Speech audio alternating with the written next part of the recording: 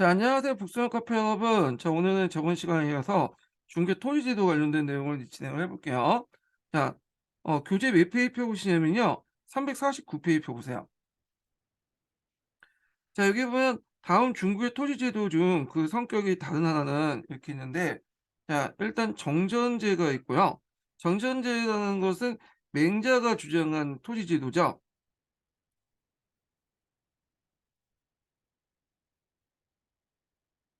그래서 이제 우물 정자에다가 이렇게 있는데, 여기는 이제 사전이고요. 개인 토지고 여기가 중간에 공전이죠.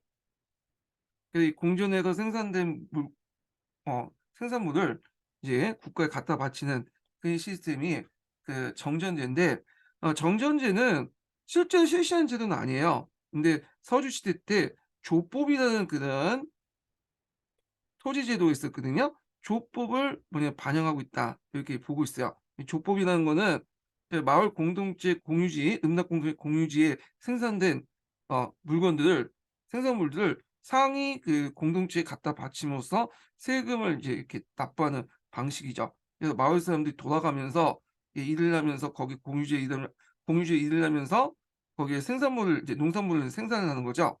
자, 그래서 이제 이런 그 생산 방식을 보통 노동지대 또는 노동지세라고 얘기를 하죠. 자, 그래서 하여튼 있고 둔전제인데 둔전제라는 것은 이제 후한말 때 그 조조가 실시한 제도야. 유민을 모아갖고 농지를 이제 분배하고 둔전민을 샀고 둔전민을 둔전 간의 호족에 편입시키는 그런 제도인데, 자 이게 이제 조조 때 한번 건의됐다가 조조는 전화시대 때 그 조조라는 관료가 있었잖아요. 그리고 여기 이제 그 후한말 때 우리가 알고 있는 삼국지 조조가 이걸 실시했던 제도다. 위나라 때 실시한 제도다. 이렇게 보시면 되죠. 자, 균전제라는 것은 3번에 북위 때에서 당나라 초기 때 실시한 제도죠. 국가가 토지를 분배하고 그 반대국부 조용주를 징수하는 제도인데, 이를 통해서 호족대 대토지 소유를 막고 국가 권력이 토지와 이민의 장악을 목적으로 실시한 거다.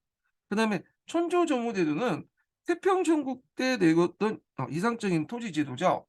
그래서 이걸 또 토지를 성인 남자들이 지급을 하는데 실제 이게 지급됐다고 보지는 않고 있어요. 왜냐면 문서상에 있는 토지 제도거든요.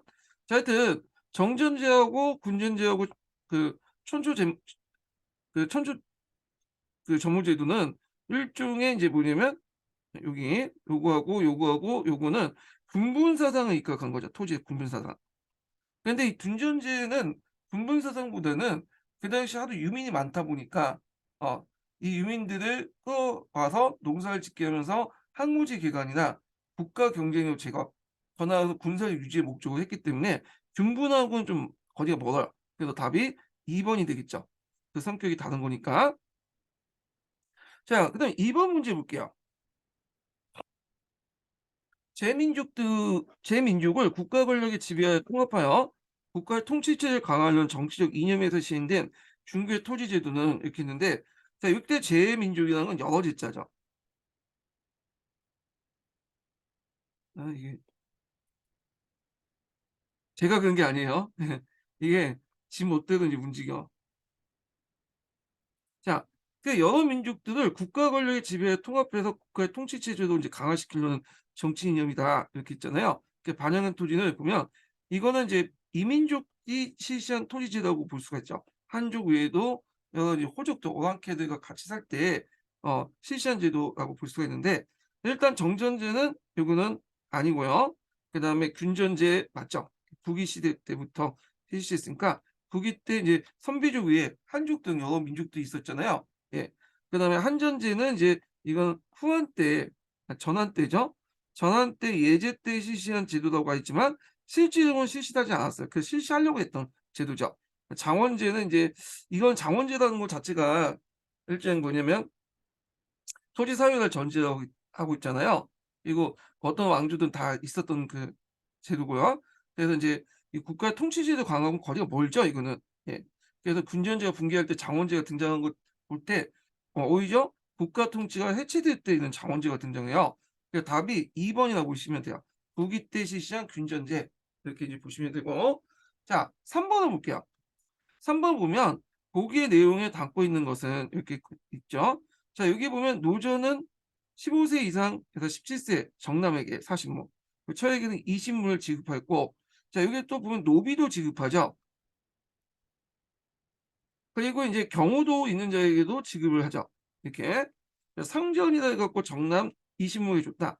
자, 일단 단서가 될 수 있는 게 일단은 노전이나 상전이나 그다음에 이제 노비나 경우에도 지급했다.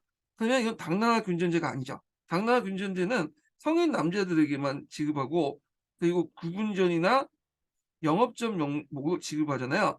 그러니까 노전과 상전 이런 말들이 나오니까 이거는 불기의 군전제고, 부기의 군전제는 경우나 노비에도 지급했어. 소하고 노비도. 그 이유가 뭐냐면 부기의 군전제 이제 그 내용이 그 당시 그 부기 시대 때 토지를 많이 가지고 있는 호족들을 권한을 제한하려고 했거든요. 토지 상한선을 토지는 이제 대토지를 제한을 하려고 했어요. 그렇지만 이제 그렇다고 해서 이들을 뭐 땅을 파서 갖고 그냥 뭐냐면 국가가 갖는 게 아니라 호족들이 가지고 있는 대토지 소유를 제한하는 동시에 이들의 토지를 파악하려고 했어. 어. 그래서 이렇게 경우나 노비 같은 걸 가지고 이렇게 이제 해서 뭐냐면 기존의 대토지 소유자들이 가지고 있는 토지를 인정하면서도 또 군전 체제에 뭐냐면 포함시켜서 이들의 토지를 파악하려고 했다. 이렇게 보시면 돼요. 그러니까 노비와 경우는 그 대토지 소유주의 호족들의 권한을 인정하면서도 토지를 인정하면서도 왜냐면 이들을 이렇게 해 갖고 군전제에 편입시켜서 국가 통제 관리하려고 했다. 이런 의미가 있는 거죠. 예. 그래서 이런 것도 좀 기억을 해 두시고, 그다음 노조하고 상전의 의미 아시죠? 노조는 한수전, 죽은 후에 돌려주는 거죠. 상전은 불한수전이라고 하죠. 그래서 이게 노전과 상전이 명칭이 이게 어떻게 됐나 그 기원에 대해서 여러 가지 설이 있는데 여기까지 하면 좀 복잡하니까 요 정도. 예. 그다음에 서진의 점정법이 있는데요. 이 서진의 점정법은 대토지 소유와 농노의 어떤 그 대치 대 대토지 소유와 이런 이제 뭐냐면 그 노비라고 하나요? 노비를 제한할 목적으로 인제 실시했던 제도죠. 그래서 국민 전체를 대상으로 지급하는데 주로 인제 전전제와 가전제를 같이 연결시켜서 인제 진행했어요. 일단 점전제부터 보면요. 그 당시에 남자들에게 70무의 땅을 주고요. 여자들은 좀 상대적으로 약한 30무의 땅을 주죠. 어 그리고 나서 또 그 토지 소유를 또 제한을 했어요, 토지 소유를. 그래서 인제 이 점점제는 두 가지 목적이 있다는 거. 그 땅을 지급하고 그리고 그 대토지를 가지고 있는 사람들에게 토지 소유를 제한 목적으로 지급했다. 이렇게 이제 보시면 되겠죠. 그중에 인제 그 가전제는 이 점전제와 연결돼 있는데 땅을 지급했으면 지금 땅을 지금은 상식적으로 열심히 갈아서 농산물 생산하고 그럴 텐데 그 당시에 전쟁 기간이기 때문에 막 도망가는 사람이 많았어요, 유민들이. 그러니까 이거 중에 땅을 받은 것 중에 강제로 왜냐면 경작하게 했어요. 그래서 남자가 70을 받았으면 50무를 강제 경작을 하고 30무를 받았으면 여자는 20무가 강제 경작지야.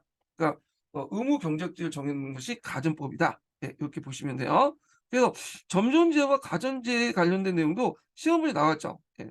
시험 문제 나올 것 같죠? 예, 요거 파악을 해 두시고 4번 문제 볼게요. 4번 보면 이게 약간 삐뚤어졌네 이게. 예. 배치가 이렇게 좀 어지러졌어.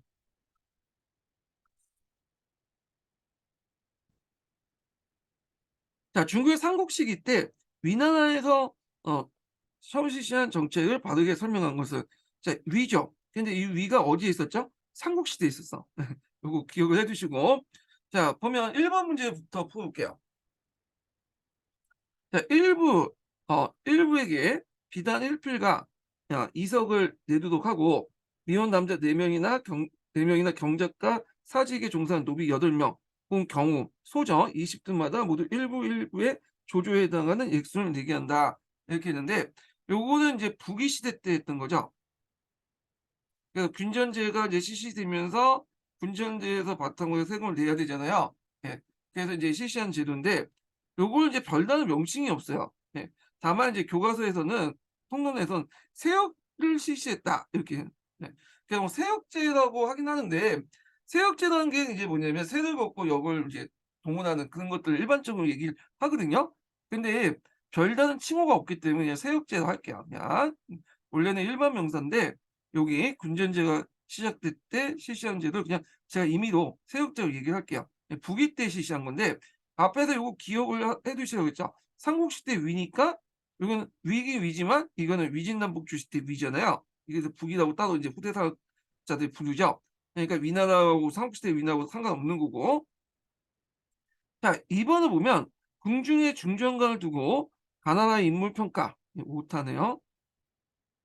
자, 인물 평가를 들어 등급을 매겨서 각 인물의 항풍과 재능, 인물의 중앙 정보를 보고하며 해당자를 인간할 때 항풍의 고하에 따라 초인간직을 고하에 결정한다. 자, 이거는 이제 앞에서 뽑았던 국풍 중정제죠. 국풍 간인법이라고 하는 어, 제도인데 요거는 이제 위나라 때 처음 실시했던 거죠. 그래서 후한시대 때 간직 등용 한글 이선제가 외척이나 한관 등으로 좀 변질되니까 지방에 참신한 인재를 뽑고자 실시했던 제도가 국분 중준제인데 원래 뜻대로 안 됐죠. 그래서 이제 앞에 얘기한 것처럼 향론 자체가 호족들이 장악했기 때문에 호족세력들이 이걸 통해 문벌 기조가 됐다는 거. 예. 그 답은 2번이 되겠고요. 자, 3번 문제 볼게요. 3번 문제. 자, 15세 이상의 전남에게 노전 40무, 전녀에게 그 노전 20무, 그 상전 나오고, 그 다음에 뭐 이렇게 마전 나오고, 이런 것도 있죠. 자, 이런 것들은 북위의 군전제죠. 북위의 군전제. 예. 위나라의 그 간이요. 프랑스 때 위나라. 그래서 이건 군전제와 관련된 내용이다. 이렇게 보시면 되고, 그 다음에 대지주들이 정장을 만들고 유망 농민들에게 은호, 숨어있는 토지를 만들어 지방생활 활동을 하려고 그 그래서 이런 의무, 숨어있는 토지와 그다음 민을 찾기 위해서 오가마다 1인장을 두고 오린마다 2장을 두고 그 지역의 출신의 강경한 인물을 택하여 총대하겠다 이렇게 했는데 요거는 뭐냐면 북이 때 실시한 삼장제죠. 삼장제. 예. 그래서 삼장제는 북이 시대 때 종주 독후제 이런 것들을 이제 뭐라고 하냐면 종주 독후제라고 하거든요.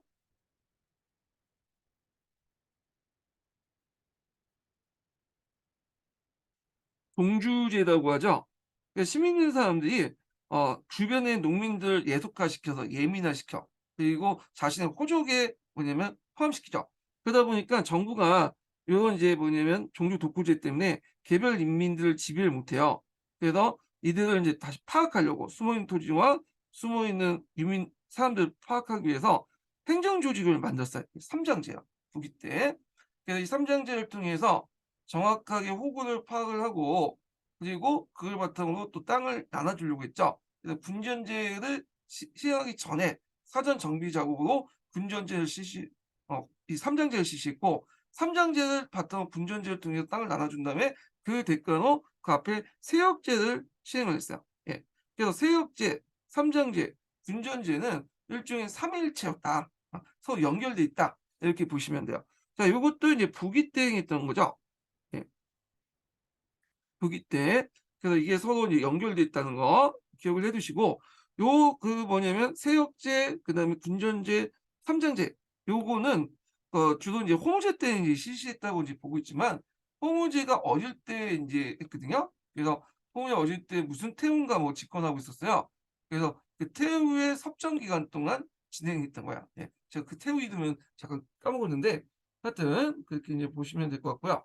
자, 그다음 5 번을 보죠. 5 번은 이제 중국 역대 왕조 토리제도와 관련된 글인데 이에 대해 어근 설명은 이렇게 있죠. 자, 이건 이제 순서대로 인제 일단 파악을 해 볼게요. 순서대로. 자, 이게 일단은 이 순서가 어떻게 되냐면요. 원조가 인제 뭐냐면 순서가 아이고 잠깐만요.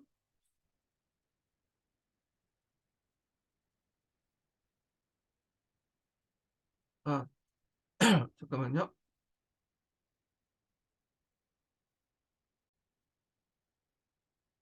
이 순서가 요렇게 이제 가나 다나 막 요렇게 인제 순서대로 인제 진행이 되거든요. 예. 그래서 인제 일단 시간 순서대로 배치한 것 같아요. 자, 먼저 가를 보죠. 자, 여기 보면 사방에 1, 2를 정으로 하고 정을 900무로 한다. 그리고 그 가운데 이제 중에 공존을 삼는다. 그리고 활과는 각국 개별적인 사적을 가지고 있는 토질이 뭐냐면 백무다. 그래서 요렇게 인제 되는 거죠. 이게 공존이고 여기가 사전이고. 이건 맹자의 공전제죠. 맹자의 정정제죠. 자, 그럼 보면 가를 인제 연결돼서 보면 "망망이 이제 본받고자 하는 제도이다." 이렇게 돼 있는데, 예, 그 맞죠. 그 당시 인제 이 왕망은 왕전이나 일정이나 표현해서 볼 수 있어요. 왕전제에 왕전의 일정이나 표현해서 알 수 있듯이 정전제를 모델로 해 가지고 삼은 토지였죠. 그래서 이 정전제는 실제적으로는 뭐 실시한 제도는 아니었지만 후대에 이상적인 토지로서 어떤 개혁 모델이 됐던 토지 제도다. 이렇게 보시면 될 것 같아요. 자, 그다음에 인제 여기 답이 금방 나왔죠. 1 번이 나왔고, 나를 먼저 볼게요. 나, 너. 자, 지금 뭐냐면 천하의 이름을 붙여서 왕전이라 한다. 네. 이 왕전왈 이렇게 있죠. 그래서 갱명, 천하, 전, 왈, 왕전 이렇게 있고, 노비는 사속이라고 한다. 모두 사고 팔 순 없다. 그래서 있고, 남자 식구 8명을 채우지 못하였으니 밭이 일정을 넘으면 남의 밭을 나눠 부족, 뭐 부족이나 뭐 이웃 마을 고향 사람에게 준다. 이렇게 했는데, 자, 이거는 이제 딱 봤을 때 알다시피 신라 왕망이 실시한 왕전제죠.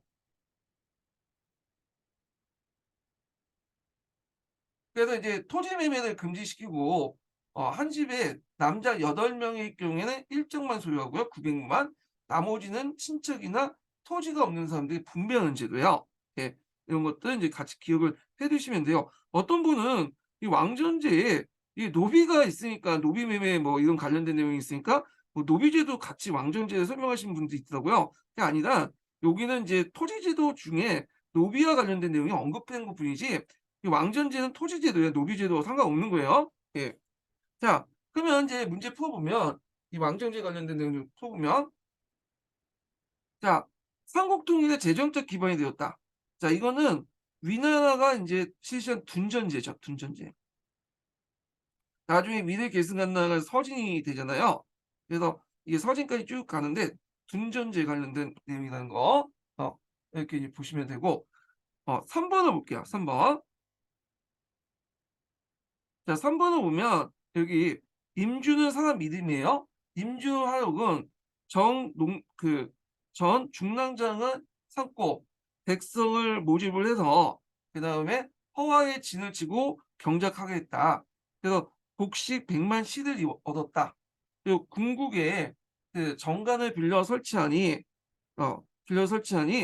그게 인제 수년 가운데 쌓여 있는 곡식이 창고에 모두 가득 찼다. 이렇게 있죠. 자, 여기에서 인제 핵심이 됐던 거는 이 중랑장이라는 그 벼시죠. 전 중랑장. 자, 이거는 이제 어디에 해당하는 간직이냐면, 요거는 그 당시 위나라 둔전제죠. 둔전제는 이제 국가가 유민을 모아서 농지를 분배하고 둔전민을 삼고 둔전민을 둔전간에 호적을 편입시킨 거죠. 그다음에 그 앞에서는 중랑장 같은 농간을 파견해서 농사 작물하는 관리를 파견해서 조세를 징수했어요. 그래서 둔전제가 실시되면서 유민 문제가 해결됐고 항구제가 개편됐고 국가 경쟁력의 바탕이 됐던 토지가 이 둔전제다. 이렇게 보시면 될 것 같아요. 자, 그래서 이제 앞에 요거와 얘기한 것들 있죠? 요걸 관련돼서 연결시켜서 보시면 되고, 그다음 다를 보죠. 다는 3번 지문을 보면 다는 북위에서 삼정제와 함께 실시했다. 틀렸죠? 예. 북위의 삼정제 그 뒤에 한자 뒤에 얘기고, 여기에서 인제 한 것은 삼정제하고 관련이 없어요. 삼정제하고 같이 실시한 제도는 같이 시행했다보다는 약간 뒤에 실시한 제도는 균전제죠, 균전제. 뭐 세역제, 이건 앞에서 이제 설명했죠. 그래서 요거는 틀렸다. 자, 그다음에 라를 볼게요, 라. 자, 라를 보면 남자 1 인이 그 뭐냐면 70물을 점령하고 여자가 30물을 이고 그 외에 정남은 50물 먹이고 정녀는 20물 뭐 그런 내용이 있잖아요. 자 이렇게 70모 남자 70모를 주고 여자에게 30모를 주고 그 앞에서 얘기한 뭐죠? 정전제죠. 이 정전제. 정전제 목적 두 가지가 있죠. 토지 분배가 있고 두 번째로는 이제 앞에서 얘기했죠. 대토지 소유를 제한하는 게 있어요. 그리고 여기에서 이제 나눠준 토지의 일정 부분을 강제로 경작하는 가전제라고 했죠. 그러니까 보통 정가전제라고 이제 붙여서 얘기를 하는데 연칭해서 자 여기 보면 나는 이 정전제죠. 양세법과 더불어 실시했다. 양세법은 당나라 안사의 난 이후에 이제 실시한 제도죠. 그때 시기주고 완전히 다르고요. 예. 다만 이제 여기에서 이제 같이 실시했던 게 뭐냐 호조식이에요. 호조식은 예전에 이제 한나라 때 조세 단위는 인이었어요. 이걸 이제 호로 바꾼다는 거죠. 예. 이 호 단위를 징수하는 것이 호조식인데 요때 이제 호조식이 실시했다. 이렇게 보시면 될 것 같아요. 자, 그다음에 이제 말을 볼게요. 자, 여기 무릇 밭을 주는 제도의 차이가 있으니 정남은 중남에게 1경을 주고 밭을 나누는데 2등급이 있으니 무릇 이걸 영업전이라 한다.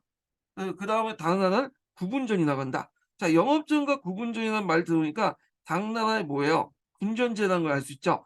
영업전은 이제 어 불한수전이고요. 죽은 후에도 한수할 필요 없죠. 근데 구분전은 한수하죠. 자, 그래서 이제 이렇게 이제 하는 건 당나라의 구분전이다. 이렇게 이제 볼 수가 당나라의 이제 군전제라고 볼 수가 있는데 자, 여기 보면 말을 시행하기 위해서 이갑제를 실시하고 어린 도책을 만들었다. 아니죠. 예, 이거는 이제 명나라 때 얘기야. 명나라 때. 예. 그래서 이갑제는 요번에 시험 문제 나왔죠.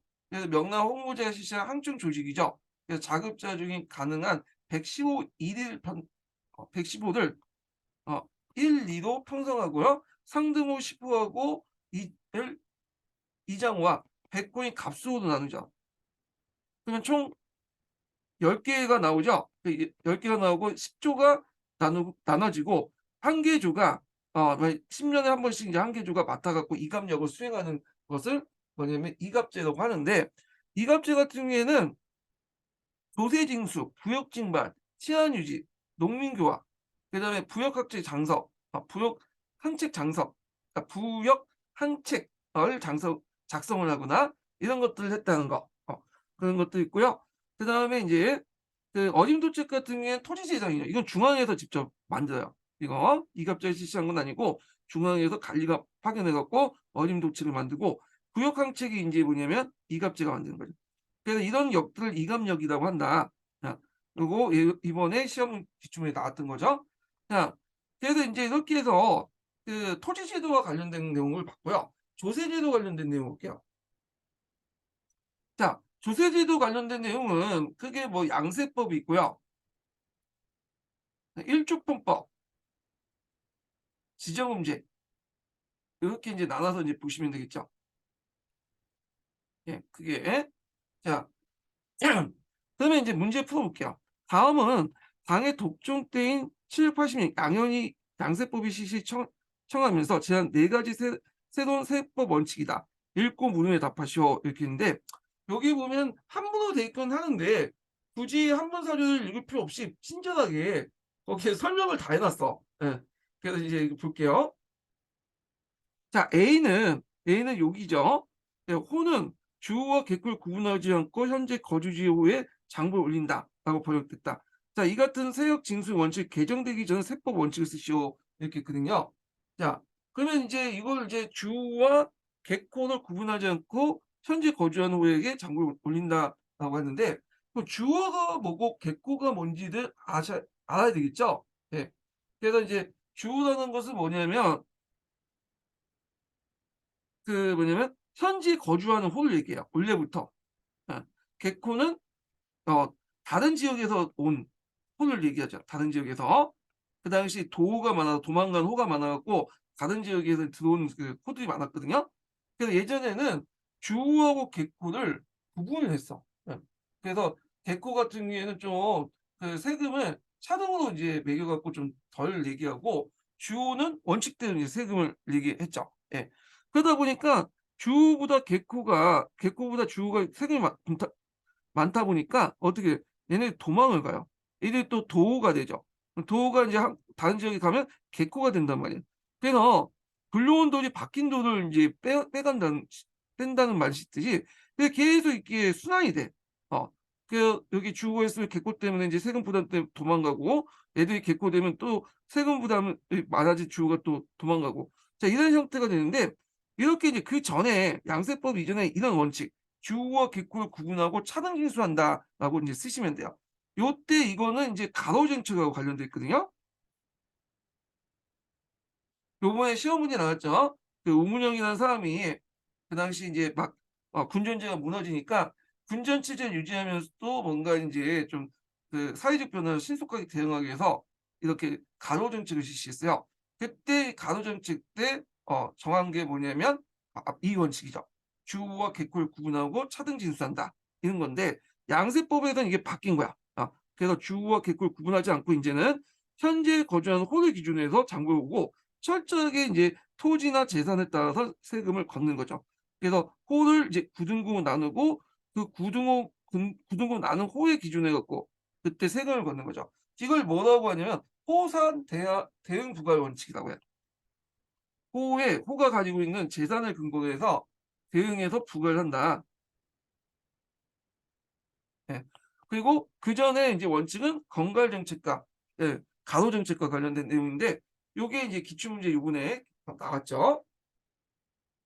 자, 뭐 자세한 내용은 저희 기출문제 분석에서 적어 놨으니까 좀 보시면 될 것 같고요.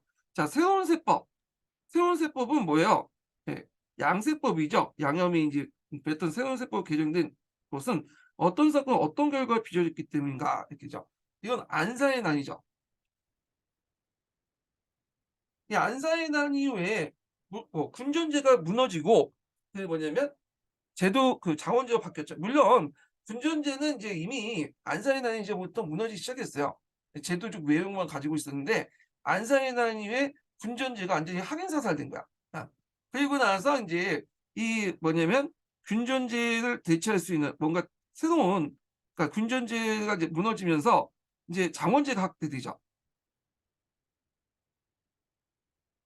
그래서 장원제는 군전이 무너질 때 안사의 난 전부터 쪼금씩 등장했다가 이제 완전히 안사의 난이 어 쉬 정착이 되는데 그러면 이제 세금제도 바뀔 수밖에 없죠.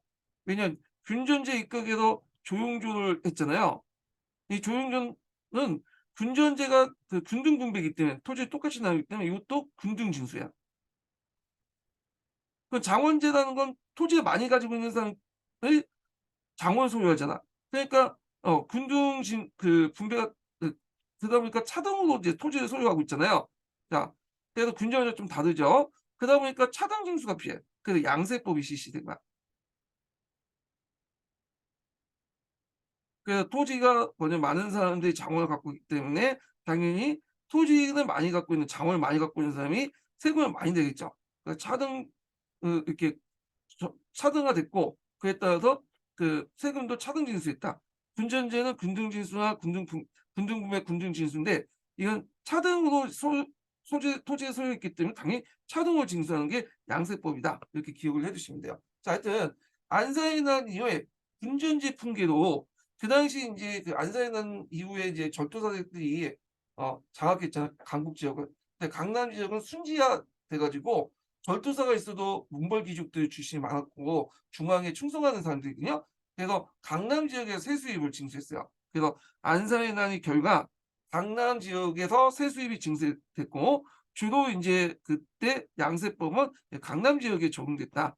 그래서 당나라가 안사의 난 이후에도 한 100년 동안 그대로 유지될 수 있었던 게 뭐냐면 이렇게 노른자 땅 이 강남을 장악했기 때문에 그걸 장악했기 때문에 앞에서 장원제를 바탕으로 한 그런 차등징수제는 양세법이 실시됐다. 이렇게 보시면 돼요. 예. 그래서 안사의 난 때문에 강남 지역에서의 이 수입 징수를 통해 재정을 확보할 필요가 있었다. 군전제 등 붕괴로.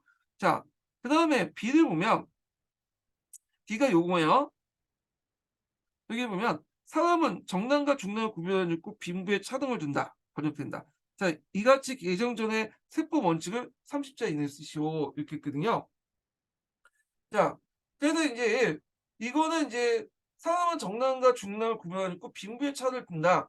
자, 이거는 이제 그 호산 대응 부과의 원칙이야. 그럼 그전에는 어떻게 했냐? 이거는 군전제를 보시면 알겠는데 군전제 같은 경우에는 정남만 징수했죠. 정남만. 왜냐하면 원칙적으로 세금을 원칙적으로 이제 그 군전제 자체가 정남만 지급하는 거야. 정남. 물론 이제 예외적으로 중남이나 그다음에 가부한테 지급하기는 했지만 정남이 원칙적으로 지급했기 때문에 당연히 세금도 정남을 거둘 수밖에 없죠. 그래서 정남에게 토지를 군등 지급하고 세도 당연히 군등 징수라는 거죠. 예. 그래서 이제 이렇게 이제 이 뭐냐면 준전제의 원칙을 이제 적으시면 될 것 같아요. 예. 자, 그래서 이제 이거는 그 양세법 이전에 그 뭐냐 세금제도 그러니까 군전제와 그 조용조 그다음에 이제 가로정책 관련된 내용과 양세법이 왜 어떤 사건에서 만들어졌고 그 결과가 어떻게 빚어졌는가 그 결과에 대해서 물어보고 있어요. 예. 그래서 좀 약간 종합적으로 물어보고 있다 이렇게 보시면 될 것 같아요. 자, 그다음에 이제 2번을 볼게요. 2번. 자, 2번은 이게 뭐냐면 원나라 세법 관련된 내용이거든요. 예. 그 보면 다음에서 설명하고 있는 부세제도에 나타난 통치제도의 특징을 쓰시오. 이렇게 했거든요. 자, 여기 보면 내군에서 취한 것을 정세라고 하고요. 또는 지세라고 한다. 그리고 강남에서 이제 취한 것을 뭐냐고 하냐면 추세 또는 하세라고 한다. 예. 그래서 있고 정세와 지세에 보면 태종으로부터 비로소 그걸 시행되었다. 이렇게 했는데 자, 여기 태종이라는 것은 누구냐? 오고타이칸이야. 이게 원나라 세법 관련된 내용이거든요. 그래서 정세와 지세의 법은 태종부터 시작됐고 정세가 적으면 지세가 많은 것으로 정세가 적으나 지세가 많은 것은 지세를 납부하고요. 그 다음에 거꾸로 지세가 적으나 정세가 많은 건 정세를 납부한다. 그러니까 이제 여기에서 정세와 지세를 거둘 때 정세가 많으면 요걸로, 지세가 많으면 요걸로 이렇게 정세는 성인 남자가 많으면 성인 남자를 기준으로 걷고 이제 성인 남자보다 세금이 상대적 토지가 많으면 토지도 그 세금을 걷는다는 거야. 예. 자, 그래서 이제 요것은 뭐냐면 자, 요소제는 이제 원나라 세법을 얘기하거든요. 예, 이런 걸. 예, 그래서 원나라 세법의 특징은 이제 좀 이따 다시 설명할게요. 예. 자, 그 다음에 어디까지 있는 거야?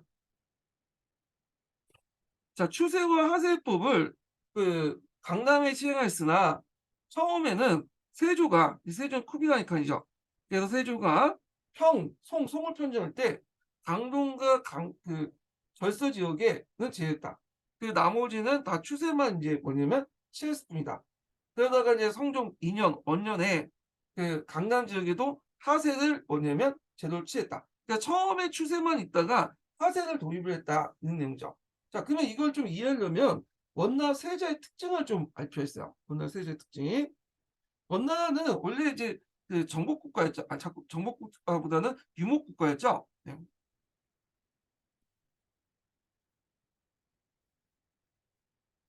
게다가 이제 정복국가로 바뀌게 되는데 자, 유목국가의 특징은 뭐냐면 약탈식이야. 약탈식. 세제가 이제 뭐 세제라고 하보다는 약탈식의 어떤 그 것도 있죠. 그러니까 다른 나라 가서 그 나라를 털어먹는 거지. 이렇게.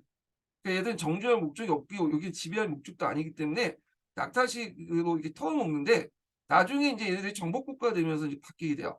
정복국가라는 건 약탈하는 게 아니라 그 지역을 정복해서 장기 지속적으로 수탈체제를 만들어야 되잖아요. 그래서 모든 걸 다 약탈해 버리면 나중에 세금을 내지 못하죠. 그러니까 적당하게 이제 세금을 통해서 걷고 얘들이 살 수 있을 정도만 이제 걷고 이렇게 해야 돼. 그러면 세금 제도를 만들 필요가 있겠죠. 그래서 세종 때부터 이런 정복국가에 맞게 세금 제도를 만들기 시작해. 그래서 얘네들이 종전에 자신들 방식으로 약탈을 했잖아요. 그래서 이걸 세제에 반영하거든요. 약탈식 세제를 이제 만들어서 반영하고 그다음에 정복국가 정복 당시에 이제 그 밑에 있는 그 지역의 국가 세금 제도가 있잖아. 그 종래 세금 제도도 반영돼요.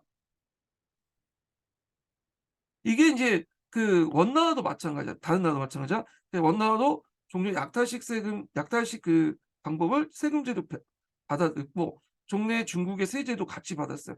이런 것들이 이원적인 성격을 갖고 있어요. 예, 이원적. 그래서 여기에서 인제 그 이원적이라는 의미는 뭐랄까요? 그 이중 체제의 의미가 아니라 유목민적 약탈적 성격의 세제하고 한인의 정통적인 간행 세제들이 균형하고 대립했다. 요걸 이제 볼 수가 있거든요. 그래서 부세제도에 대한 통치제의 특징이잖아요. 그 부세제도가 이런 특징을 갖고 있다. 이렇게 보시면 될 것 같은데요. 그러면 이제 그 당시에 어떤 방식으로 했고 색을 거뒀나 그걸 좀 봐야 될 텐데.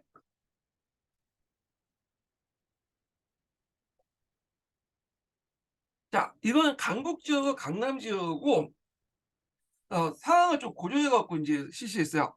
강북하고 강남이 좀 그 당시에는 좀 달랐죠, 지역적 여건이. 예. 강북에서도 인제 뭐냐면 낙타식 세금 제도가 반영되고 있고 그다음에 강남에서 강북에 이제 정통적인 세금 있죠. 그러니까 중국식 세제, 중국식 세도 있고 강남에도 약타식 세금 제도와 중국식 제도가 인제 동시에 인제 실시를 했거든요. 그러면 인제 보면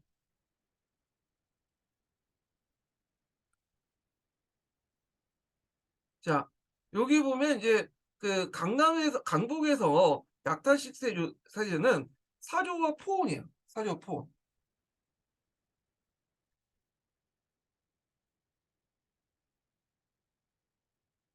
그래 갖고 그 당시 인제 사조라는 것은 인제 비단을 걷는 거죠. 비단과 포온은 은을 걷는 거죠.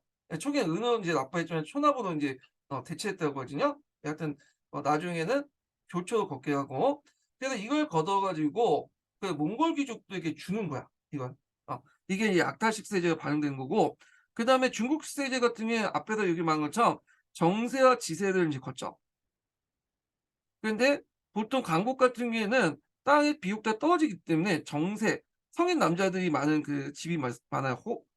호구에. 그렇기 때문에 뭐 토지가 많은 사람은 지세를 걷지만 토지보다 인구가 많으면 정세를 걷죠. 이게 양쪽에 하나씩 이제 걷도록 한다. 많은 것 중에 이게 중국의 정통적 세제가 이제 반영된 거고 정세 지세가.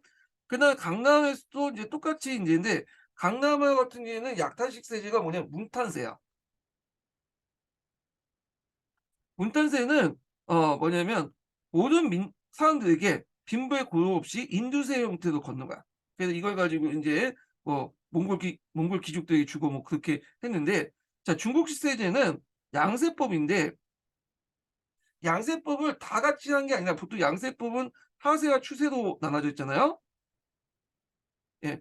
그래서 추세만 걷었어. 추세만. 음. 그래서 있다가 이 문탄세가 나중에 많이 많아져요. 왜냐하면 문탄세 자체가 일단 인두세죠. 그 가난한 사람이나 부자나 다 똑같이 걷기 때문에 상대적 부담이 컸어요. 그래서 이것 때문에 각지에서 농민반란이 일어나니까 그제서야 추세 외에도 하세를 걷게 돼요. 그 양세법을 완전히 100% 복원시켰다. 요 약타제 세제는 없어지게 되죠. 강남에서는. 자 그래서 인제 요런 내용도 있고요. 그래서 여기에서 반영된 거 아까쯤에 유목국가식의 약탈식 세제와 그다음에 정복국가가 되면서 그 해당 지역에 뭐냐면 그 어 해당 지역의 세금 제도를 받아들였죠. 이 중국식 세금 제도를. 그래서 요런 걸 쓰시면 될 것 같아요. 예. 그래서 유목민의 약탈적 성격의 세제와 한인의 정통적인 간행 세제가 균형 대립했다. 또는 뭐 강남 지역과 강북 지역에 좀 차이가 있죠. 강남 지역 같은 경우에는 토지를 기준으로 세금 걷는데 강북은 예전부터 인제 토지 비옥도가 떨어지기 때문에 이런 이 정세, 성인 남자를 기준으로 세금을 걷었거든요. 이런 것들이 또 반영된 것도 있어요. 자 그래서 이렇게 좀 보시면 되고요. 자 이 문제 나왔을 때 뭐 이중지배 체제니 뭐 어쩌고 떠들었는데 이게 말이 안 되는 게 이건 부세제도잖아. 지금 문제가 한정돼 있죠. 이중지배 체제는 행정구역을 나눠 갖고 통치하는 거잖아요. 부세제도 상관없죠. 그러니까 이건 틀린 거야, 이거는. 이거는 이제 강제중국사 신동기에 있어요. 잘 나오면 나와 있는 거예요, 이거.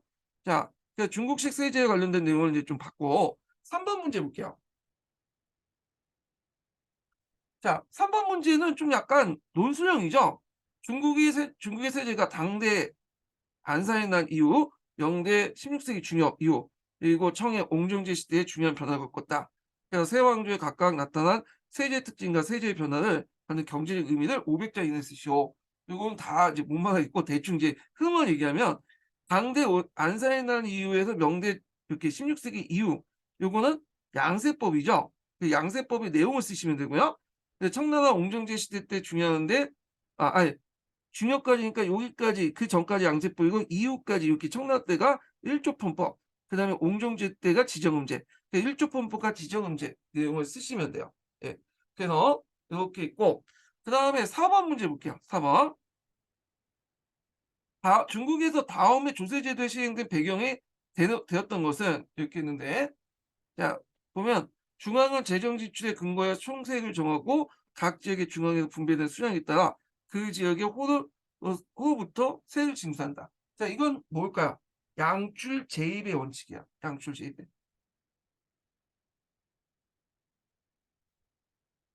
그래 갖고 먼저 지출을 거둔 다음에 계획을 세우는 게 아니라 예산을 먼저 짠 다음에 그 예산을 맞춰서 뭐냐면 어 징수를 하는 거죠. 그래서 성계획 후 징수하는 거예요. 예전에는 먼저 그냥 걷어버리고 그에 맞춰서 계획을 짰는데 이제 계획을 짜서 세금을 징수하는 그건 이제 양출 제입의 원칙. 현대 세제 현대 있는 국가 국민 국가 근대 국가의 특징이 이 양출 제입의 원칙에서 이제 찾잖아요. 그래서 이제 좀 보시면 되고 자 토착구하고 객구를 나눠 가지고 현재 뭐냐면 거주하는 주요의 호족에 편입하여 걷는다.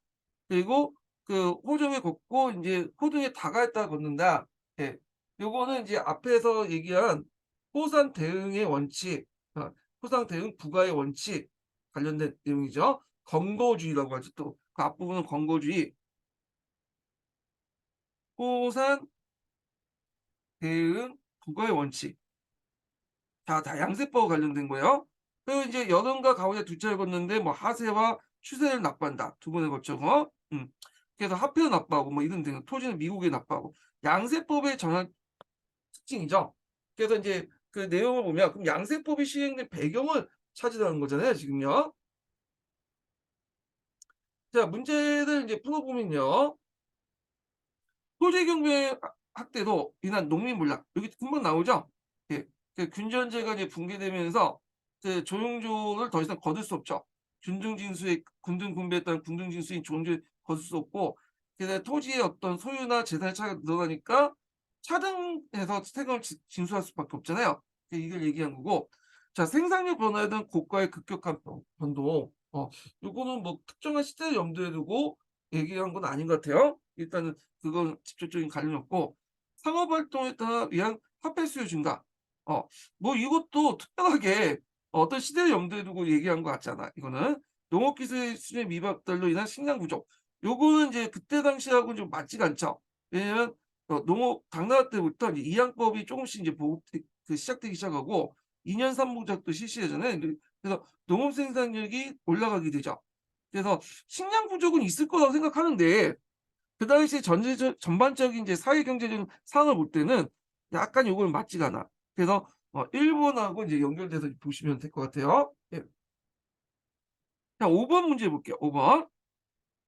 자 가와에서 나까지 중국의 각 시기별 조세 제도에 대한 글이다. 이에 대한 설명 옳지 않은 것은 이렇게 있는데 일단은 인제 순서부터 얘기하고 아니 순서대부터 보면 인제 그 내용을 잠깐만요.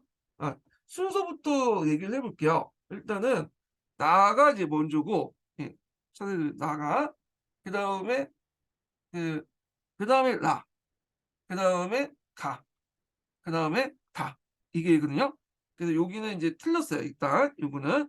요걸 가지고 인제 먼저 가지고 설명을 하면서 문제 풀어 볼게요. 자 나부터 한번 보자. 나.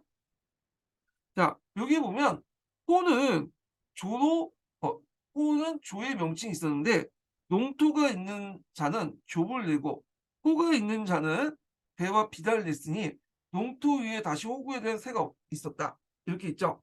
자 요거는 나는 이제 뭐죠? 서진의 호조식이에요. 앞에 이제 서진에 대해서 정가점제 실시할 때 호조식이 실시됐다고 했죠. 인이 아니라 호를 기준으로 세금을 걷는 거죠. 그래서 보통 지난 시대 때는 개별 인신 지배 체제가 강화되면서 세금이 인을 기준으로 했잖아요. 근데 여기에 보시면 일단 다 호를 기준으로 세금을 걷는 거죠. 자, 그러면 요 관련된 문제 풀면 나는 절도사 변진을 통치할 때의 제도이다. 이거는 아니죠. 일단 요거는 이제 절도사가 변진을 통치할 때 시대는 안사에 난 전후예요. 음. 이때는 당나라 때 얘기죠. 틀렸고 그다음에 이제 난을 풀어볼게요. 나. 나는 이제 뭐냐면 당나라 초기 조용조와 관련된 내용인데요. 자, 여기 보면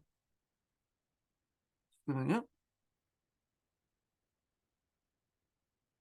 예. 자, 여기 보면 이제 그 농토가 있으면 조가 있고 호구가 있으면 조가 있다. 요때 조라는 건 좀 틀리죠. 이건 토지세를 의미하고 요거는 이제 그 지역의 특산물, 공산물 얘기하는 거야. 그리고 인제 이렇게 있고 잠깐만요. 아, 맞아요. 자, 그리고 인제 그 몸이 있으면 그러니까 이제 몸이 있으면 용이 있다. 뭐 이렇게 있는데 이거 요때 몸이라는 거는 이제 그 성인 남자들이 있으면 성인 남자들에게 노동력을 부과한다. 그 얘기 같아. 자, 그 조는 곡을 곡식을 내고 용은 비단을 낸다. 그리고 이제 조당은 이제 오늘 공란물 뭐 특산물인데 여기에다 뭐 그 대신에 뭐 비단과 솜 그다음 배와 막 이런 것들 내는 것 같아요. 그리고 호 외에 이 정에 대한 세금이 있었다. 이렇게 있죠. 그래서 잡세도 있었다. 뭐 이렇게 있는데 자, 요거는 이제 뭐와 관련된 당나라 초기 때의 그 뭐냐면 아 당나라 초기 때 조용조를 얘기하죠. 균전을 이제 받고 조용조를 이제 내는 건데 조용조 외에 또 이제 인두세격인 그 뭐냐면 어 세금도 있었다. 그 잡세도 있었다. 뭐 이렇게 인제 얘기를 하고 있어요. 자, 그래서 인제 요게 나와 관련된 내용을 이제 풀어보면 자, 나의 제도에는 점점 가전제와 함께 실시했다. 아니죠. 요거는 앞에서 얘기한 나와 관련된 거 호조식. 음. 그래서 이건 틀렸고 이거는 군전제와 같이 실시했죠. 이 조용조 제도는. 자, 그다음에 인제 세 번째 볼 게 가죠, 가. 가가 이제 요건데 자, 이건 당나라 중개 양세법을 얘기해요. 자, 사람들은 어 중난과 정난의 구별 없이 또 빈부의 차별을 두어서 비록 조용조 세금이 비록 조용조 명칭이 섞어 나오진 않지만 실로 용과 조를 아울러 조를 넣고 있는 것이다. 이렇게 있죠. 자, 그래서 이제 정남과 중남의 어떤 구별 없이 빈부의 차별을 두고 있다. 이런 말에서 이제 세금이 이제 볼 수 있는데 이건 당나라 이제 아 그러니까 당나라 중기 때 시작 양세법을 얘기한다. 이렇게 보시면 되는데 자, 그러면 가와 관련된 내용을 이제 풀어볼게요. 자, 가는 모병제 실시할 때의 제도이다. 이렇게 했죠. 자, 요거 맞죠? 양세법이 실시할 때는 이미 인제 그 부병제가 몰락하고 모병제가 실시했던 거잖아요. 그래서 답이 1 번이 나오겠죠. 자, 그다음에 마지막으로 이 다인데 다는 인제 그 언제 때요? 송나라 때요. 송나라 때도 양세법이 실시했잖아요. 근데 양세법은 당나라 양세법 같은 경우에는 이런 인두세나 뭐 잡세가 없어요. 근데 송나라 때 들어가면서 이렇게 인두세 같은 잡세들이 부과돼. 원래는 양세만 걷도 됐죠. 근데 요것을 인제 인두세나 이런 등등 여러 가지 잡세가 붙어요. 예, 잡스가. 자, 그와 관련된 내용인데요. 한번 볼게요.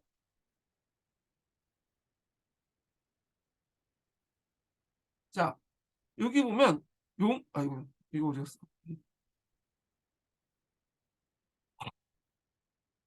자, 여기 보면 어 용과 종은 용과 이게 뭐야?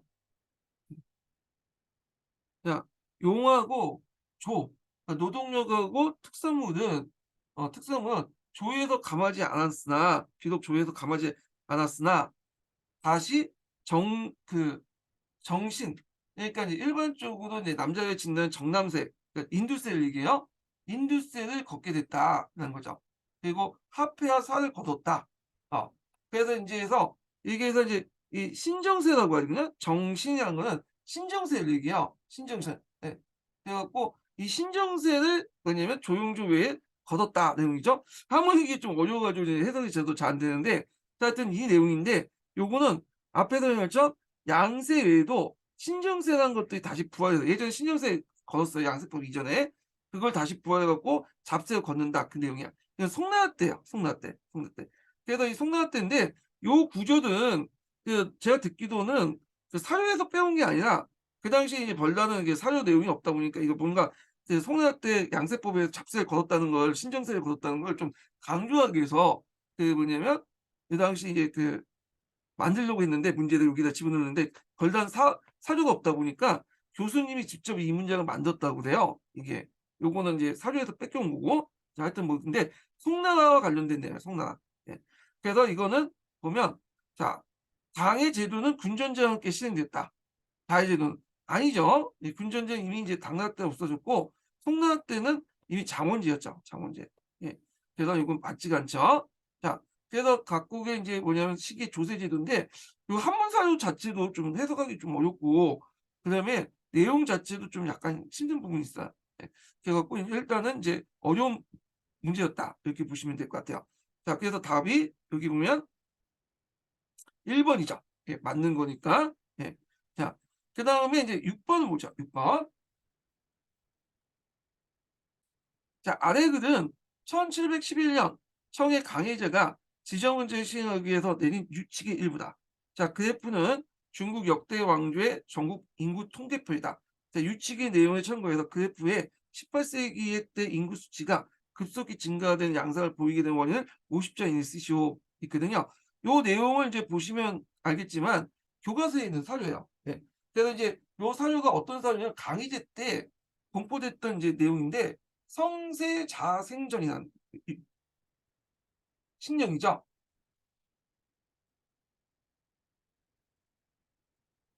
그래서 이거는 이제 1713 년을 기준으로 해서 그 이후에 이제 태어나는 사람들에게는 정세를 뭐냐 걷지 않도록 한 거야. 유일하게 걷고 지세만 걷어라 이렇게 되거든요. 그래서 이 자체가 지정 문제는 아니에요. 그렇지만 나중에 시간이 지나면서 인제 1713년 기준에 태어난 사람들이 이후에 태어난 사람이 많아지죠, 인구 비중에서.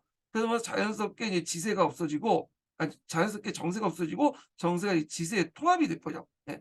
그래서 요 성세자생전은 후에 옹정제 때 실시한 지정언제의 어떤 바탕이 됐던 조칙이다. 이렇게 보시면 돼요. 예. 자, 그러니까 인제 요렇게 하다 보니까 인제 정세를 인제 1713년 기준으로부터 안 걷게 되니까 후에 이제 남자아이가 태어나면 당연히 호적을 신고를 많이 하겠죠. 그러다 보니까 그 당시 인제 국가에서 파악할 수 있는 성인 남자의 인구가 더 많아지기 시작한 거야. 그래서 여기 보시면 이렇게 그래프상 이렇게 했다가 갑자기 올라가죠. 이건 뭐 때문이야? 자연적 인구 증가도 있겠지만 일종의 사회적 인구 증가도 많아요. 그래서 급속히 1억 대밖에 안 됐는데 3억 대까지 올라가잖아요. 예. 그래서 이거는 인제 어떤 의미냐 지정은제 실시로 인해서 뭐냐면 정세를 내지 않은 사람이 호적 신고를 했기 때문에 이렇게 보시면 돼요. 예. 자, 그래서 요렇게 기억을 해 주시면 되고요. 예. 자, 그다음 7번 문제 볼게요. 다음은 청대에 나온 상류에 제시한 글이다. 그래서 밑줄 친 가를 계기로 실시한 조세 제도의 표방 목적을 쓰고 이 제도가 청조 국가 권력의 성격에 어떤 변화를 줬는지 쓰시오 이렇게 했거든요. 자, 장차 지계 각성에 지계는 뭐냐면 오늘 경기도예요. 국경 주변에 있는 왕이 직접 통치하는 그 성을 지계성이라고 했거든요. 그리고 각각의 성들의 그 외의 성에서 현재 정란을 기준으로 체간의 이름이 있는 인정 영구히 정수를 정하고 이후 태어난 인정들에게는 정란을 가증하지 않는다. 예. 그래서 세금을 더 이상 걷지 않는다. 그러니까 쉽게 말해서 이거 앞에서 얘기한 그 내용이죠. 성세 자생전의 내용인데 1713 년을 기준으로 해 가지고 뭐냐면 그전까지는 걷되 그 이후에 태어난 애들은 안 걷는다는 거야. 예. 이 세금을 인두세를. 정세를 걷지 않는다는 거죠. 자, 그 내용인데 그러면서 이걸 바탕으로 해 나중에 옹주영제 때 지정은제가 실시를 했던 거죠. 예. 그래서 요 계기를 실시한 조세제도 요걸 바탕으로 했던 조세제도는 지정은제고요. 그때 포방한 목적이 뭐냐? 자, 이때 이제 무전농민 세금이 없는 토지가 없는 농민들에게는 납부를 면제해 주는 거야. 예전에 일주편법 때는 일주편법 아시죠? 예. 일조법 다 아실 거예요. 기본적인 거니까. 예. 일조법법 때는 세금을 뭘로 걷었어요? 지세와 정세로 걷었잖아. 예. 지세는 토지를 가지고 있는 사람, 그다음에 정세는 그 성인 남자들에게 걷는 걸로 알려져 있잖아요. 근데 토지가 있는 사람들 에만 걷는 거야. 이게 잘못 알고 있는 게 뭐냐면 정세는 모든 사람이 다 걷는 게 아니라 토지를 가지고 있는 성인 남자들만 걷는 거야. 어. 지세와 함께 토지를 갖고 있으면 그 성인 남자가 걷는 거고, 만약에 내가 진짜 토지가 없다. 그러시면 그 토지가 없는 성인 남자 안 걷는 거예요, 일족분법에서. 근데 이게 원칙인데, 이게 원칙이고, 근데 시간이 지나면서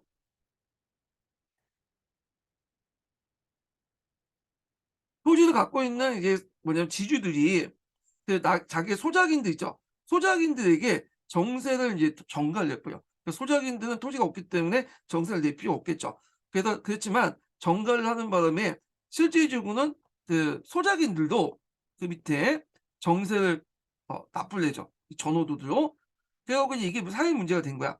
그래서 결국에는 이제 이걸 개선하기 위해서 아예 그냥 1713년을 기준으로 해 가지고 세금을 인제 정세 안 걷 그 걷지 못하게 함으로써, 세금을 안 걷었기 때문에 인조세를, 당연히 정세를 안 걷었기 때문에 당연히 인제 노 농민들이, 그러니까 토지가 없는 농민들도 세금을 아예 안 내는 거죠. 예전에는 원래 안 내는 거지만 지주들이 부과를 했기 때문에 어쩔 수 없이 냈는데, 이 조치를 해 갖고 아예 이제 안 내겠다. 그래서 무전 농민들이 납부를 면제해 줬고, 이를 통해 농민 보호 정책을 했는데, 문제는 인제 이렇게 하다 보니까 지정제를 실시하니까 유일하게 세금은 뭐야? 정세가 없어지니까 지세죠. 지세가 꼭 부세가 되는 거예요. 그러니까 국가 입장에서 볼 때는 이제 지세는 어디에 나오죠?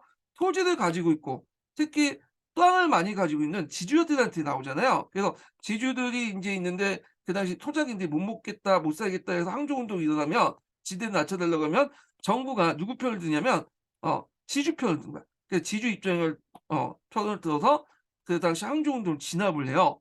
자, 그러면 이건 뭘 의미하냐? 일단 국가가 지주제를 용인했다는 거고요. 그리고 그때 토지 소유자를 누가 많이 갖고 있죠? 토지 소유를. 당연히 신사들이 있죠. 그래서 토지 소유주를 기초한 신사 지배체를 확립했다. 이렇게 의미가 있어요. 예. 그러면 여기에서 인제 또 반론이 있을 수 있죠. 그러면 예전엔 지주제를 용인 안 했고 그냥 명나라 때는 토지 소유를 기초한 신사 지배체를 어 뭐냐면 확립하지 않았냐, 이렇게 말을 할 수 있는데, 상대적인 의미라고 보시면 돼요, 상대. 예전에도 용인했고 그다음에 명나라 때도 그 토지 소유자인 신사들 중심으로 인제 뭐냐면 그 국가가 운영이 됐죠. 근데 청나라 때는 그게 그 현상이 더 강해졌다. 국가가 오직 인제 세금을 지세에만 지세만 의존하다 보니까 당연히 지주제의 어떤 것들을 더 용인할 수밖에 없고, 그다음 신사들의 어떤 지배체제를 확립할 수밖에 없고, 그리고 무잔노 그 당시 또 소장인들이 으쌰으쌰하고 항저운동하면 누구 편을 들겠어요? 지주 편을 들 수밖에 없죠. 왜? 거기에 세금이 나오니까. 뭐 이렇게 인제 해석하시면 될 것 같아요. 예. 저도 이거 어떻게 해석할지 좀 약간 그랬어. 근데 이게 그 개간 동향사라고 그 서울대 출판사에 나와 있는 데 있거든요. 분명히 이렇게 똑같이 나와 있어요. 여기에서 낸 것 같기 때문에 요게 딱 적혀 있기 때문에 일단 저도 어쩔 수 없어. 답안을 근거로 해 갖고 해석을 할 수밖에 없기 때문에 그렇게 이제 말을 해 드린 거야. 그래서 어떤 분은 제 기출문제 분석을 보고 막 그걸 까짓거리는 분이 이제 좀 약간 다른 식으로 얘기하시는 분들이 있어요. 이게 인제 뭐냐면 자기 생각은 그렇고 뭐 "이거는 이쪽 관점에서 해석해야 되지 않냐." 이렇게 하시는 분인데, 저도 몰라서 이렇게 안 적는 게 아니에요. 저도 일단은 기초를 근거로 해 가지고 적고 그거에 입각해서 얘기를 해 드리는 거야, 얘기를. 만약에 이게 답이 잘못됐다면 다른 기출 근거를 가지고 와서 얘기를 하시면 되는데, 기출 근거 없이 그냥 자기 생각대로 이렇게 얘기를 해 보시면 한도 끝도 없어요. 이게 무슨 대학은 논문 쓰는 것도 아니고. 예. 그래서 일단 저는 그 서울대학교 그 개간 동향사에 있는 그 내용을 바탕으로 얘기했고, 한번 제가 밑에 사권에 제가 밑에 사권에 보면 이제 기출 근거를 다 적어 놨거든요. 그거 한번 찾아보세요. 그대로 그 문장이 따서 냈어요, 이거는. 예. 자, 하여튼 있고 8번 문제 볼게요. 자, 8 번도 똑같이 이 내용도 한자로 적혀 있지만 앞에 기출 문제 분석만 잘하시면 어려움 없어. 그대로 이제 한자로 옮겨 주는 거야. 예. 이것도 성세자생적 강희제 때 발표한 거죠. 자, 그래서 강희제 때 들어서 나름대로 인제 긴축 재정이나 농업 생산 향상, 청나라 정권 안정 등으로 해서 명대 이제 재정 파탄을 만회하고 흑자 재정이 들어가게 되죠. 그러다 보니 강희제 시대 때 너무 평화가 이제 오래되니까 인구가 급증이고 토지 소유에 집중한 형상이 나요. 그래서 대토지 소유자들 앞에서 언급한 것처럼 원래는 자기들이 1조 표법 아래에 정세를 자기가 내야 되는데 토지를 가지고 있는 성인 남자들이 내야 되잖아요. 그걸 탈세하고 오히려 토지가 없는 농민과 빈민들이 부담하는 모순이 생기잖아요. 그렇기 때문에 이제 강의 50년에 이런 조치를 내었다. 그러니까 아예 정세를 없애죠. 1713년 기준으로 정세를 없앴다는 거. 예.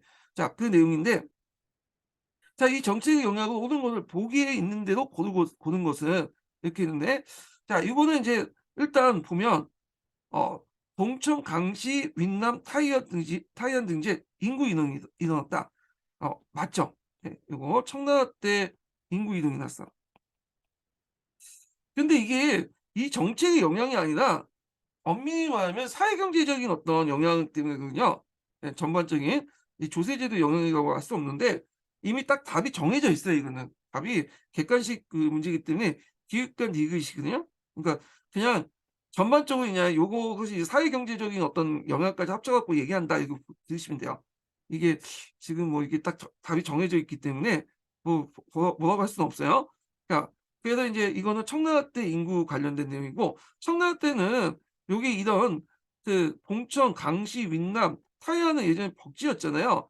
근데 이런 것들 사람들이 사지 않았고 타이안은 정성공 난 이후에 인제 복권 사람들이 많이 이동했고 강시, 윈남은 예전에 소수민족이 살았던 지역인데 여기도 많은 사람이 들어왔고 봉천은 원래는 인제 봉금지대에서 들어가지 못했죠. 엄밀히 말해서. 그러니까 그 일부 지역이 그 심양 남쪽 지역은 들어가지 못했잖아요.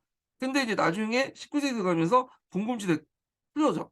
그래서 이 만주 지역이 이게 한인들이 많이 들어오기 시작해요. 뭐 이렇게 그런 것들에서 인제 맞고요.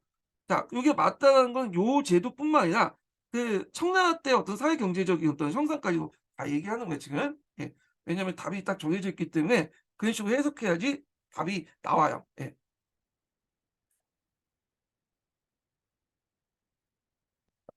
자, 그다음에 니은을 보면 강감세사를 정교 파견, 은강을 개발하고 상세를 징수했다.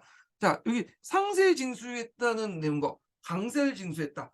그래서 그것 때문에 이제 일어난 난이 하잖아요.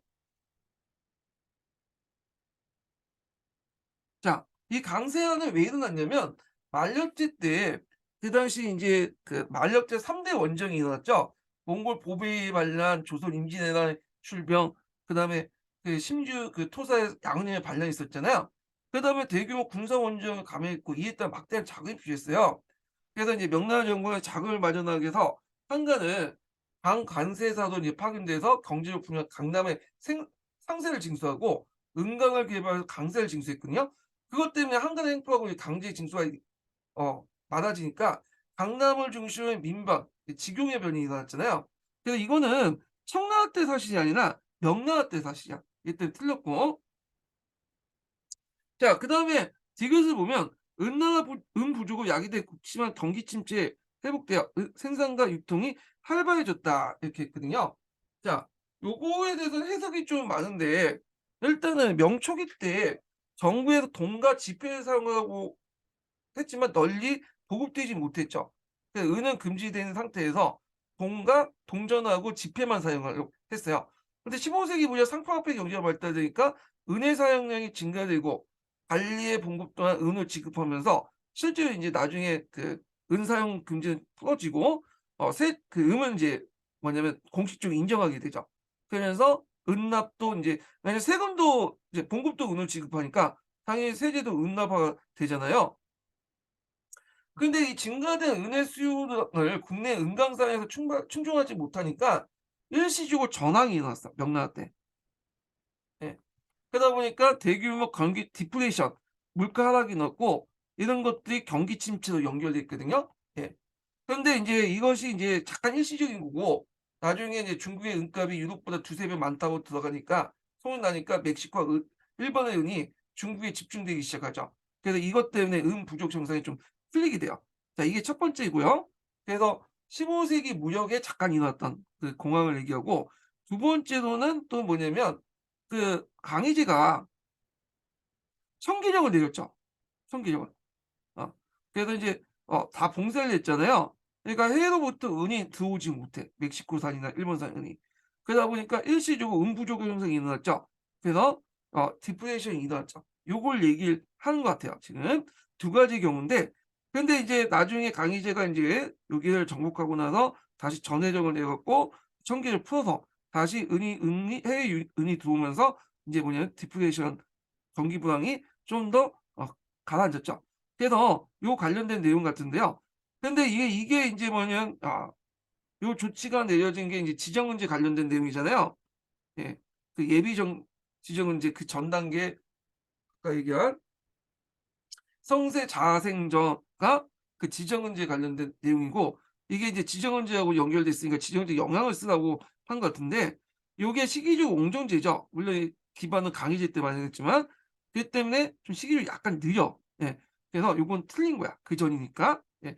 그래서 15 세기 때 은경제 도입 초기 때 그다음에 또 명나 초기 때 강희제 초기 때의 내용 같다. 이렇게 보시면 될 것 같아요.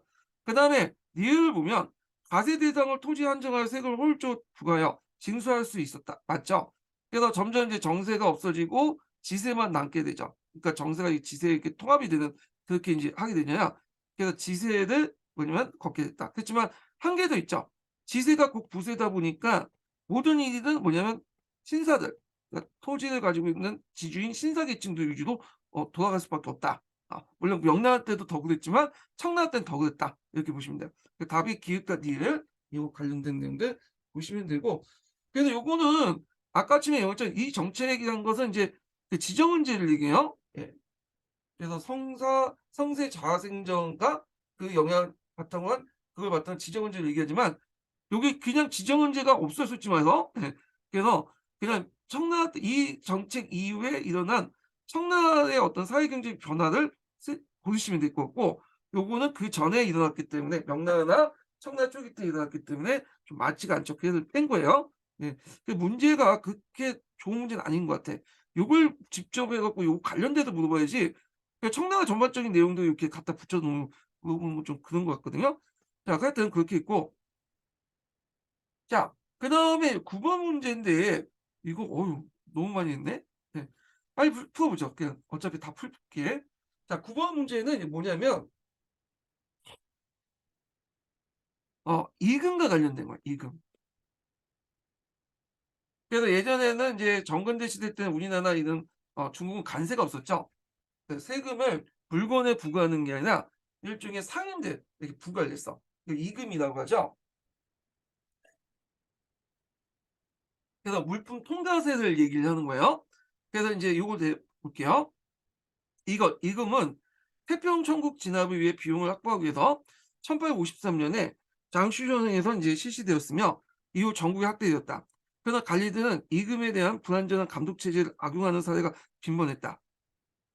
이는 청조는 이에 청조는 태평정을 진압한 후에 일부 지역을 제하고 이것을 폐지하고자 했으나 중국본 등이 반대해서 왜냐하면 여기에 이제 이금 징수권을 그 당시 한인 관료들 지방 한인 관료들이 가지고 있었고 그걸 바탕으로 군대를 이제 양성하고 있었거든요. 반대해서 관리기구와 절차만 수정하는 데 그쳤다. 그 이후에 징수자의 비리나 부패가 그치지 않고 폐단이 심했고 무술범법 때도抗회에도 이금을 폐지를 주장했지만 잘 안 됐죠. 그리고 인제 나중에 신해혁명 이후에 군벌들도 이금을 여러 번 걷어. 그래 갖고 인제 걷다 보니까 중국의 상품 경쟁력이 상당히 떨어지게 된 거야. 왜냐하면 중국의 이제 상품들이 다른 지역 갈 때마다 이금을 군벌들한테 이금이라는 이유로 군벌들이 막 걷어가니까 세금이 올라가면 당연히 물건에 붙겠죠. 물건값이 올라갈 수밖에 없다는 거죠. 자 그래서 하여튼 이렇게 했는데 자 그러면 내용을 볼게요. 자 여기 보면 "국민정부 행정원은 이것을 폐지하는 명령을 내렸다." 맞죠? 그래서 나중에 인제 그 남경의 국민정부가 수립되니까 이금이 인제 여러 가지 문제점이 일어난 거예요. 이것 때문에 상품화폐 경제력이 떨어지고 그래서 국민당 정부는 중국 작품의 상품 경쟁력을 올리기 위해서 이금을 폐지하고요. 대신에 뭘 설치냐면 그 1932 년에 종합세, 통세를 설치했어. 그러니까 통세 한 번만 세금을 거두면 다른 지역에 가든 어디 가든 통해서 못 걷게 했어요. 예. 그래서 세금 비율을 낮췄다는 거. 우리식으로 따지면 통세는 부가가치세라고 보시면 돼요. 이게 어떤 우리가 이제 물건을 사면 1,000원짜리 물건을 사면 100원이 세금을 붙잖아요. 그리고 그 이상은 세금을 안 붙죠. 요걸 인제 얘기했다 이렇게 보시면 되고요. 자 그다음에 이것은 총독과 순무 등 자신의 병력을 증강하는 데 재원이 되었다. 앞에서 얘기했지만 그 당시 이제 여기 앞부분에 단서가 있죠. 자 중국군이 반대하고 어 관리 기구와 절차만 수정하여 그쳤다. 그러니까 이 사람들이 인제 중국군이 인제 태평양 운동을 진압하는 과정에서 군대를 키웠잖아요. 항용 같은 거 어떤 해군, 상군 이런 사람들. 그래서 중국군의 이용장 같은 한인 관료 세력들은 당연히 이금 폐지에 반대할 수밖에 없겠죠. 예. 왜냐면 그걸 바탕으로 해서 자기 세금을 이제 어 군대를 늘렸으니까. 그래서 이 총독과 순무는 되게 청나라의 지방 관료들을 얘기하죠. 한인들이 주로 감 맡았죠. 그래서 그 당시 양무 그 태평천국 운동을 진압했던 한인들 입장에 이걸 파기에 당연히 반대를 할 수밖에 없었다. 잠깐만요. 잠깐만요. 아니 내가 설명을 하다가 어 좀 그래요.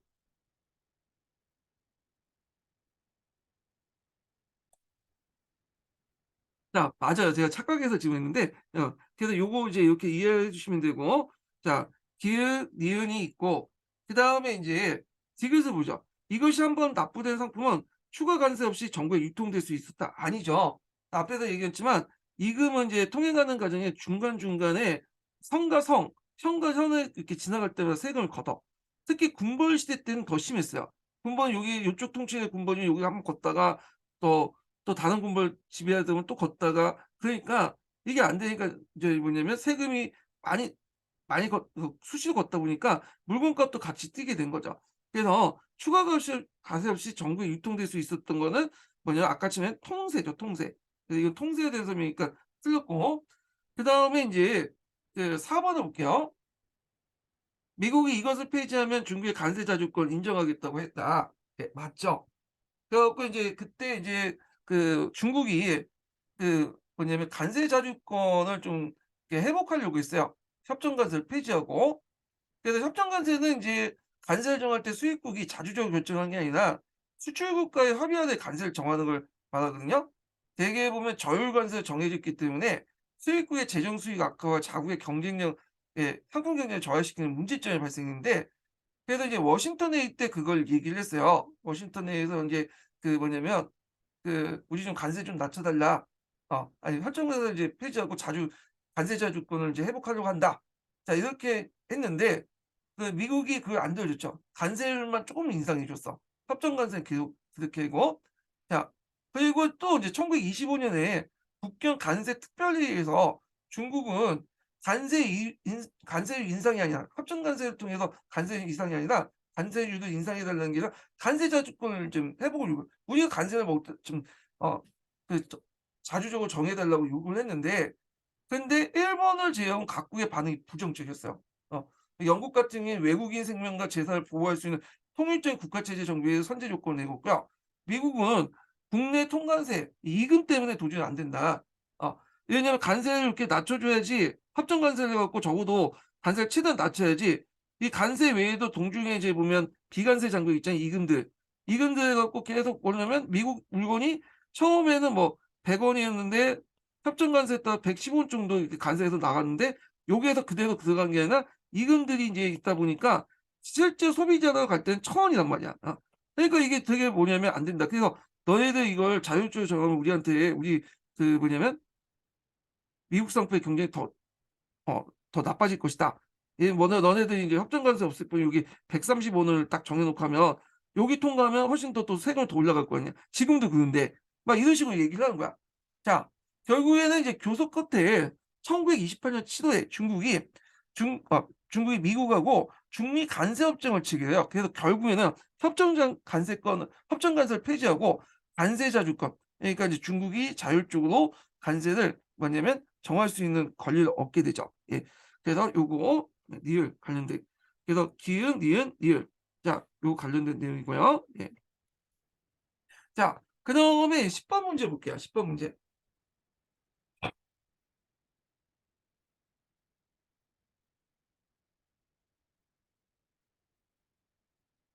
자 여기 기역에 들어간 형제와 디귿에 들어간 인물을 순서대로 쓰시오. 그리고 밑줄 친 니은과 리을의 차이점을 중심으로 이 두 법의 차이점을 특징을 쓰시오 이렇게 했거든요. 한번 보면요. 이 예문 자체는 인제 뭐와 관련된 내용이냐, 당의 소금 제도의 변천 관련된 내용이에요. 소금은 그 당시 필수품이었죠. 이건 이제 생산지가 한정돼 있기 때문에 한무제 이후에 중국 역대 왕조들은 이걸 이제 소금 전매제를 계속 지속적으로 실시했어요. 그리고 당나라 때도 재정적 곤란을 해결하기 위해서 소금 전매제를 실시했는데, 이게 이제 소금 전매제가 인제 그 두 가지 형태로 해서 이제 실시했죠. 처음에는 감매법을 실시했다가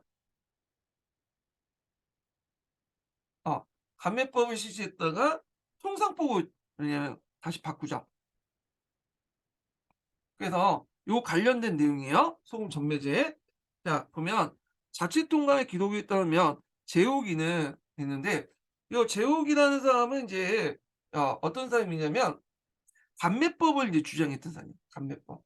감매법이면 뭐냐면, 그건 뭐냐면 이제 속을 이제 뭐냐면 제조하거나 유통하거나 이런 것들 다 국가가 하는 거야, 국가가. 이게 감매법이야. 자, 제오기는 초고도 피난간, 사천 지역이죠. 피난간 기역에게 심각한 군비 부족을 해결하기 위해 강해 지역의 세금을 많이 거둘 수 있다고 상조하였다. 있는데 여기 기역은 누구냐? 근데 이건 당나라의 현종이죠. 음. 이게 이제 기록에 나와요. 예. 현종이 이제 촉으로 가서 이때 이제 제옥의 위견을 듣게 된 건데, 그래서 강해 지역에 세금을 많이 거둘 수 있다고 상주를 했어요. 그래서 강해 조효사에게 등용됐다. 자, 요 강해라는 지역은 어디냐면 양쯔강 하류 지역을 얘기해요. 그래서 인제 당나라 중 후기 때부터 요 지역을 중심으로 해서 인제 생산이 올라가게 되면서 강보의 생산력을 능가하게 되죠. 예. 그래서 이 지역은 아직까지는 안사해난의 피해를 입지 않았던 지역이에요. 그래서 인제 지덕 연간 초에 나라의 재정이 부족해 그는 제후기는 세동 황제는 인제 현종에게 건의했지만 현종이 곧바로 죽고요. 숙종이 즉위하죠. 예, 숙종을 얘기해요. 숙종으로부터 여러 도의 가겸을 담당한 임무를 어 담당했다. 그래서 세금, 그러니까 이거는 염전매와 관련된 내용이죠. 그는 소금 전매법을 시행하여 전국 각구의 해역, 지역, 전염을 이제 강장하였고 그 이익을 군대 비용을 충당했다 했죠.